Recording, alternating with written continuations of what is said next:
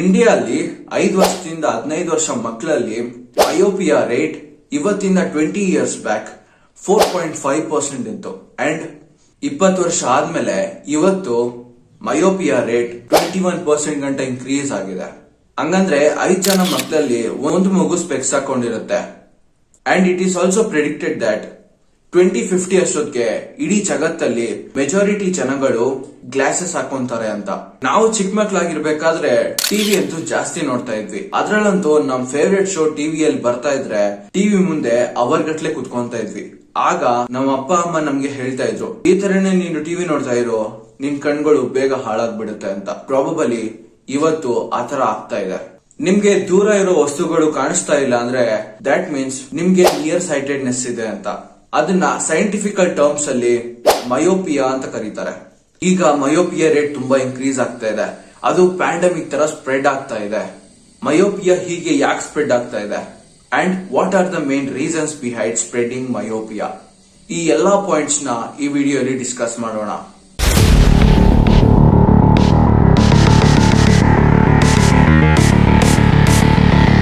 Myopia ಬಗ್ಗೆ ತಿಳ್ಕೊಳ್ಳೋಕ್ಕಿಂತ ಮುಂಚೆ ಮನುಷ್ಯರ ಕಣ್ಣು ಹೇಗೆ ಕೆಲಸ ಮಾಡುತ್ತೆ ಅಂತ ತಿಳ್ಕೊಳ್ಳೋಣ. ಮನುಷ್ಯರ ಕಣ್ಣು ಒಂದು ಕಾನ್ವೆಕ್ಸ್ ಲೆನ್ಸ್ ತರ ಕೆಲಸ ಮಾಡುತ್ತೆ. ಕಾನ್ವೆಕ್ಸ್ ಲೆನ್ಸ್ ಬಗ್ಗೆ ನೀವು ಸ್ಕೂಲಲ್ಲಂತೂ ಓದೇ ಇರ್ತೀರಾ. ಕಣ್ಣಿಗೆ ಬರೋ ಲೈಟ್ ರೇಸ್ ನ ಈ ಕಾನ್ವೆಕ್ಸ್ ಲೆನ್ಸ್ ಅದನ್ನ ಒಂದು ಫೋಕಲ್ ಪಾಯಿಂಟ್ ಹತ್ರ ಕಾನ್ವರ್ಸ್ ಮಾಡ್ಬಿಡುತ್ತೆ ಅಂಡ್ ಈ ಫೋಕಲ್ ಪಾಯಿಂಟ್ ಕಣ್ಣಿನ ಹಿಂಬದಿಯಲ್ಲಿ ಇರುತ್ತೆ ಅಂಡ್ ಇದನ್ನ ರೆಟಿನಾ ಅಂತ ಕರೀತಾರೆ. ನಿಮ್ ಕಣ್ಣಿಗೆ ಎಂಟರ್ ಆಗೋ ಫಸ್ಟ್ ಲೈಟ್ ರೈಸ್ ಕಾರ್ನಿಯಾಗೆ ಹಿಟ್ ಆಗುತ್ತೆ. ಕಾರ್ನಿಯಾ ಕಣ್ಣದು outermost layer. Cornea through ಬರ್ತಾ ಅದು ಪ್ಯೂಪಲ್ ಗೆ ಟಚ್ ಆಗುತ್ತೆ ಅಂಡ್ ಕಣ್ಣಿನ ಹಿಂಬದಿಯಲ್ಲಿ ರೆಟಿನಾ ಇರುತ್ತೆ. ಆ ರೆಟಿನಾ ಅಲ್ಲಿ ಒಂದು ಆಪ್ಟಿಕ್ ನರ್ವ್ ಇರುತ್ತೆ. ಅದು ನಮ್ ಬ್ರೈನ್ ಗೆ ಸಿಗ್ನಲ್ಸ್ ನ ಕ್ಯಾರಿ ಮಾಡುತ್ತೆ. ಅದರಿಂದ ನಾವು ನಮ್ ಮುಂದೆ ಏನಿದೆ ಅಂತ ನೋಡಬಹುದು. ನಮ್ ಕಣ್ಣಿಗೆ ಬರೋ ಲೈಟ್ ರೇಸ್ ನ ಕಾರ್ನಿಯಾ ಬೆಂಡ್ ಮಾಡ್ತಾ ಇದೆ ಅಂಡ್ ಅದರಲ್ಲಿ ಲೆನ್ಸ್ ಸ್ವಲ್ಪ ಟ್ಯೂನಿಂಗ್ ಮಾಡ್ತಾ ಇದೆ ಅಷ್ಟೇ. ನಿಮ್ ಕಣ್ಣು ಕರೆಕ್ಟ್ ಆಗಿ ಕೆಲಸ ಮಾಡ್ತಾ ಇಲ್ಲ ಅಂದ್ರೆ ನಿಮ್ ಕಣ್ಣಲ್ಲಿರೋ ಕಾರ್ನಿಯಾ ಶೇಪ್ ಚೇಂಜ್ ಆಗಿರ್ಬೋದು. ಯಾರಿಗೆ ಮಯೋಪಿಯಾ ಇಲ್ಲ ಹೈಪರೋಪಿಯಾ ಇರುತ್ತಲ್ಲ ಅವ್ರ ಐ ಬಾಲ್ಸ್ ಎಲೋಂಗೇಟ್ ಆಗಿರುತ್ತೆ. ಫೋಕಲ್ ಪಾಯಿಂಟ್ ರೆಟಿನಾ ಹತ್ರ ಬರ್ತಾ ಇರಲ್ಲ. ಅದ್ರ ಬದಲು ಫೋಕಲ್ ಪಾಯಿಂಟ್ ರೆಟಿನಾಗಿಂತ ಮುಂಚೆ ಬರ್ತಾ ಇರುತ್ತೆ. ನಿಮ್ಗೆ ಹತ್ರದಲ್ಲಿರೋ ವಸ್ತುಗಳು ಕಾಣಿಸ್ತಾ ಇಲ್ಲ ಅಂದ್ರೆ then you have hyperopia or hypermetropia. ಈ ಕೇಸಲ್ಲಿ ನಿಮ್ ಕಣ್ಗಳು ಸ್ಕ್ವೀಸ್ಡ್ ಆಗಿರುತ್ತೆ. ನಿಮ್ಗೆ ಹತ್ರದಲ್ಲಿರೋ ವಸ್ತುಗಳು ಬ್ಲರ್ ಆಗಿ ಕಾಣಿಸುತ್ತೆ. ನಿಮ್ ಕಣ್ಣಿಗೆ ಬರೋ ಲೈಟ್ ರೇಸ್ ರೆಟಿನಾ ಆದ್ಮೇಲೆ ಕನ್ವರ್ಜ್ ಆಗ್ತಾ ಇರುತ್ತೆ ಅಂಡ್ ಫೋಕಲ್ ಪಾಯಿಂಟ್ ರೆಟಿನಾ ಆದ್ಮೇಲೆ ಬರುತ್ತೆ. ಬೇಸಿಕಲಿ ಹೊಸದಾಗಿ ಹುಟ್ಟಿರೋ ಮಗುದು ಕಣ್ಗಳು ಕೂಡ ಹೀಗೆ ಇರುತ್ತೆ. 1 ವರ್ಷದಲ್ಲ 2 ವರ್ಷದ ಮಗು ಕಣ್ಗಳು ಸ್ಕ್ವೀಸ್ಡ್ ಆಗಿರುತ್ತೆ and at the same time ಆ ಮಗುಗೂ ಕೂಡ ಏನು ಕಾಣಿಸ್ತಾ ಇರಲ್ಲ. ಆ ಮಗು ಬೆಳೀತಾ ಇದ್ದಂತೆ ಆ ಮಗು ಕಣ್ಗಳು ಸರಿ ಹೋಗುತ್ತೆ. ಈ ಪ್ರೊಸೆಸ್ ಆಗೋದಿಕ್ಕೆ 2 ವರ್ಷ ಬೇಕಾಗುತ್ತೆ. ನಮ್ಮ ಕಣ್ಗಳಲ್ಲಿ ಫೋಕಲ್ ಲೆಂತ್ ಫಿಕ್ಸ್ ಆಗಿರುತ್ತೆ ಅಂಡ್ ಹತ್ರ ಇರೋ ವಸ್ತುಗಳು ನೋಡಿದಾಗ ನಮ್ಮ ಕಣ್ಗಳಲ್ಲಿರೋ ಫೋಕಲ್ ಲೆಂತ್ ಕಾನ್ಸ್ಟೆಂಟ್ಲಿ ಚೇಂಜ್ ಆಗ್ತಾ ಇರುತ್ತೆ ಅಂಡ್ ಇದು ಸಾಧ್ಯ ಆಗೋದು ಐ ಮಸಲ್ಸ್ ಇಂದ. ಈ ಐ ಮಸಲ್ಸ್ ನ ಸಿಲಿರಿ ಮಸಲ್ಸ್ ಅಂತ ಕೂಡ ಕರೀತಾರೆ. ನಿಮ್ ಬೆರಳು ತಗೊಳ್ಳಿ. ನಿಮ್ ಬೆರಳು ತಗೊಂಡು ನಿಮ್ ಕಣ್ಮುಂದೆ ಇಟ್ಕೊಳ್ಳಿ. ಅದನ್ನ ಒಂದು ½ minute ವರೆಗೂ ಅಬ್ಸರ್ವ್ ಮಾಡಿ. ಯು ಫೀಲ್ ದಟ್ ನಿಮ್ ಕಣ್ಗಳ ಮೇಲೆ ಪ್ರೆಷರ್ ಬೀಳ್ತಾ ಇದೆ. ಅದೇ ನೀವು ಇನ್ನೂ ಹತ್ರ ತಗೊಂಬಂದ್ರೆ ಆ ಪ್ರೆಷರ್ ಇನ್ನೂ ಜಾಸ್ತಿ ಆಗುತ್ತೆ. ಈ ಸಿಚುವೇಶನ್ ಅಲ್ಲಿ ಸಿಲಿರಿ ಮಸಲ್ಸ್ ತುಂಬಾ ಕಾಂಟ್ರಾಕ್ಟ್ ಆಗಿರುತ್ತೆ ಅಂಡ್ ಲೆನ್ಸ್ ಶೇಪ್ ಕೂಡ ಚೇಂಜ್ ಆಗ್ತಾ ಇರುತ್ತೆ. ನಿಮ್ ಹತ್ರ ಇರೋ ವಸ್ತುಗಳನ್ನ ನೋಡ್ಬೇಕಾದ್ರೆ ಲೆನ್ಸ್ ರೌಂಡೆಡ್ ಆಗಿರುತ್ತೆ ಅಂಡ್ ನೀವು ದೂರ ಇರೋ ವಸ್ತುಗಳನ್ನ ನೋಡ್ಬೇಕಾದ್ರೆ ನಿಮ್ ಸಿಲಿರಿ ಮಸಲ್ಸ್ ರಿಲ್ಯಾಕ್ಸ್ ಆಗಿರುತ್ತೆ ಅಂಡ್ ಸಿಲಿರಿ ಮಸಲ್ಸ್ಗೆ ಲಿಮಿಟ್ ಇದೆ ಅಂಡ್ ಲೆನ್ಸ್ ಅದ್ರದ್ದು ಶೇಪ್ ನ ಚೇಂಜ್ ಮಾಡ್ಕೊಳ್ಳೋದಿಲ್ಲ. ಮಯೋಪಿಯಾ ಇಂದ ನಿಮ್ ಕಣ್ಗಳೇನಾದ್ರೂ ಎಲೋಂಗೇಟ್ ಆಗಿದ್ರೆ ಸಿಲಿರಿ ಮಸಲ್ಸ್ ಅಷ್ಟು ಹೆಲ್ಪ್ಫುಲ್ ಆಗಿರೋದಿಲ್ಲ. ಜನಗಳಿಗೆ ಮಯೋಪಿಯಾ ಯಾಕಾಗುತ್ತೆ ಅಂಡ್ ಕಣ್ಗಳು ಯಾಕೆ ಎಲೋಂಗೇಟ್ ಆಗುತ್ತೆ? ಈ 2 ರೀಸನ್ಸ್ ಹಿಂದೆಗಡೆ 3 ಥಿಯರೀಸ್ ಇದೆ. ಮೊದಲನೇದು near work theory. Most of the time ನೀವು ನಿಮ್ಮ ಹತ್ರ ಇರೋ ವಸ್ತುಗಳ ಮೇಲೆ ಟೈಮ್ ಸ್ಪೆಂಡ್ ಮಾಡಿದ್ರೆ ನಿಮ್ ಕಣ್ಗಳು ಸ್ಕ್ವೀಸ್ಡ್ ಆಗಿರುತ್ತೆ. ಈ ಥಿಯರಿಯಲ್ಲಿ ಸೈಂಟಿಸ್ಟ್ ಕ್ಲೇಮ್ ದಟ್ ನೀವು ಎಷ್ಟು ಟೈಮು ನಿಮ್ಮ ಹತ್ರ ಇರೋ ವಸ್ತುಗಳ ಮೇಲೆ ಸ್ಪೆಂಡ್ ಮಾಡ್ತಿರೋ ಅಷ್ಟು ಟೈಮ್ ವರ್ಗೂ ನಿಮ್ ಕಣ್ಗಳು ರೌಂಡೆಡ್ ಅಂಡ್ ಸ್ಕ್ವೀಸ್ಡ್ ಆಗಿರುತ್ತೆ. ನಿಮ್ ಕಣ್ಗಳು ಎಷ್ಟೊತ್ತು ಸ್ಕ್ವೀಸ್ ಸ್ಟೇಟ್ ಅಲ್ಲಿ ಇರುತ್ತೋ ಅಷ್ಟೇ ಡಿಫಿಕಲ್ಟ್ ಆಗ್ಬಿಡುತ್ತೆ ನಿಮ್ ಕಣ್ಗಳು ಮೊದಲ ತರ ಆಗೋದಿಕ್ಕೆ, ಅಂದ್ರೆ ರಿಲ್ಯಾಕ್ಸ್ ಆಗೋದಿಕ್ಕೆ. ನೀವು ಜಾಸ್ತಿ ಟೈಮು ಫೋನ್ ಸ್ಕ್ರೀನ್ ಮೇಲೆ ಸ್ಪೆಂಡ್ ಮಾಡಿದ್ರೆ ಅಥವಾ ಬುಕ್ಸ್ ಓದೋದ್ರ ಮೇಲೆ ಸ್ಪೆಂಡ್ ಮಾಡಿದ್ರೆ ಇಲ್ಲಾಂದ್ರೆ ಲ್ಯಾಪ್ಟಾಪ್ಸ್ ಮತ್ತೆ ಟಿವಿಸ್ ಮೇಲೆ ಸ್ಪೆಂಡ್ ಮಾಡಿದ್ರೆ ಇವುಗಳು ನಿಮ್ ಕಣ್ ಮೇಲೆ ಸ್ಟ್ರೈನ್ ಕ್ರಿಯೇಟ್ ಮಾಡುತ್ತೆ. ನಿಯರ್ ವರ್ಕ್ ಥಿಯರಿ ಬರೋಕ್ಕಿಂತ ಮುಂಚೆ DNA ಥಿಯರಿ ಅಂತ ಇತ್ತು. ಎರಡನೇದು DNA ಥಿಯರಿ. DNA ಥಿಯರಿಯಲ್ಲಿ ನಿಮ್ ಪೇರೆಂಟ್ಸ್ಗೆ ಏನಾದ್ರು ಮಯೋಪಿಯಾ ಇದ್ರೆ then you will also have myopia. DNA ಇಂದ ಮಯೋಪಿಯಾ ಹಾಗೆ ಟ್ರಾನ್ಸ್ಫರ್ ಆಗುತ್ತೆ. ನಿಮ್ ಪೇರೆಂಟ್ಸ್ ಏನಾದ್ರು ಗ್ಲಾಸಸ್ ಹಾಕೊಂಡಿದ್ರೆ ನೀವು ಕೂಡ ಗ್ಲಾಸಸ್ ಹಾಕೊಂತೀರಾ. 1969 ಅಲ್ಲಿ ಅಲೆಕ್ಸ್ ಅಂಡ್ ಟ್ರೈಬ್ ಮೇಲೆ ಒಂದು ಸ್ಟಡಿ ಕಂಡಕ್ಟ್ ಮಾಡಿದ್ರು.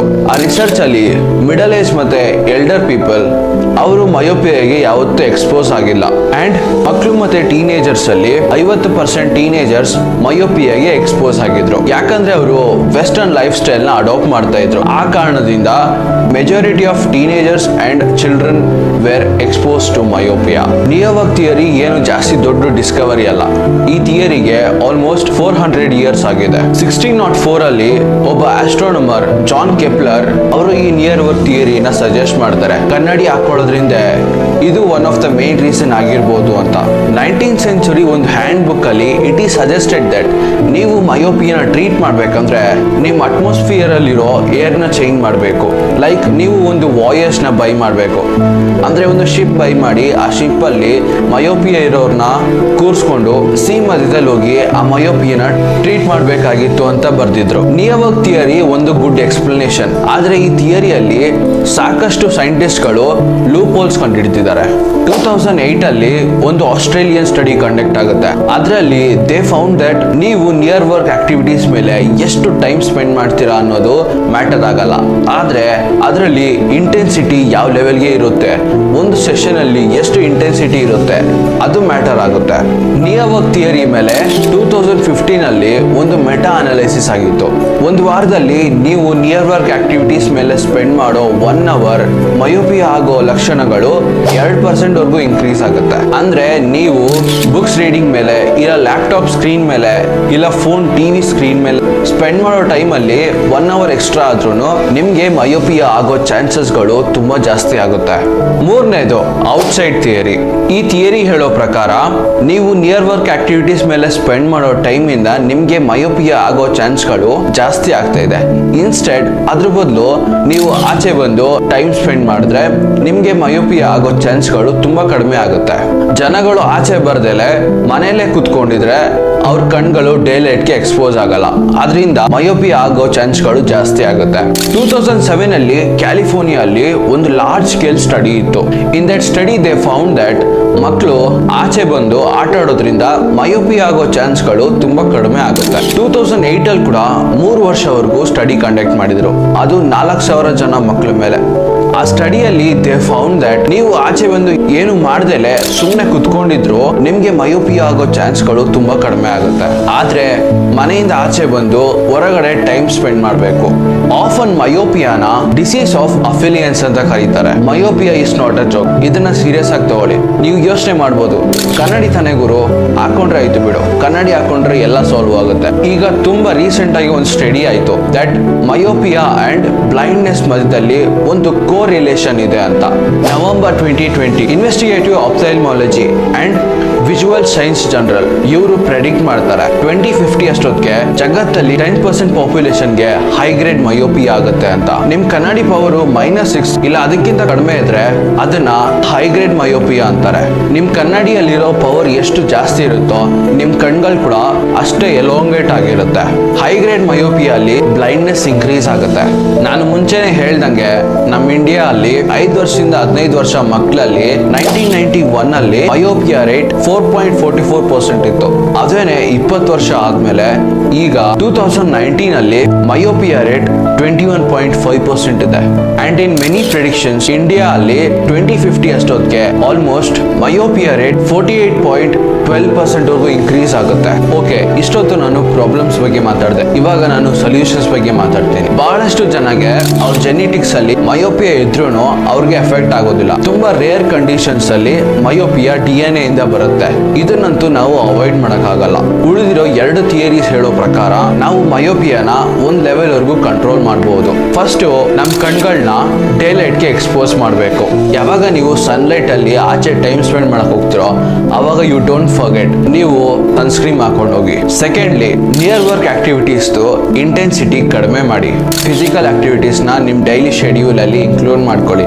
ಲೈಕ್ ಸ್ಪೋರ್ಟ್ಸ್, ಯೋಗ, ಮೆಡಿಟೇಷನ್ ಈ ತರದ್ನ ಇನ್ಕ್ಲೂಡ್ ಮಾಡಿದ್ರೆ ನಿಮ್ ಕಣ್ಗೂ ಕೂಡ ಡೇಲೈಟ್ ಎಕ್ಸ್ಪೋಜರ್ ಸಿಗುತ್ತೆ. ಅನ್ಫಾರ್ಚುನೇಟ್ಲಿ ಮಯೋಪಿಯಾ ಒಂದು ಇರ್ರಿವರ್ಸಿಬಲ್ ಪ್ರಾಬ್ಲಮ್. ಒಂದ್ಸತಿ ನಿಮ್ ಕಣ್ಣೇನಾದ್ರೂ ಎಲಾಂಗೇಟ್ ಆಗಿದೆ ಅಂದ್ರೆ ಅದನ್ನ ಮತ್ತೆ ಸರಿ ಮಾಡಕ್ ಆಗಲ್ಲ. ಹಾಗಾಗಿ ನಾನು ಹೇಳಿ ಸೊಲ್ಯೂಷನ್ಸ್ ನ ನಿಮ್ ಲೈಫ್ ಅಲ್ಲಿ ಸ್ವಲ್ಪನಾದ್ರೂ ಅಡಾಪ್ಟ್ ಮಾಡ್ಕೊಳ್ಳಿ. So this was all for today. ನಾನು Praveen, AK Royal Praveen, signing off. Bye, piece.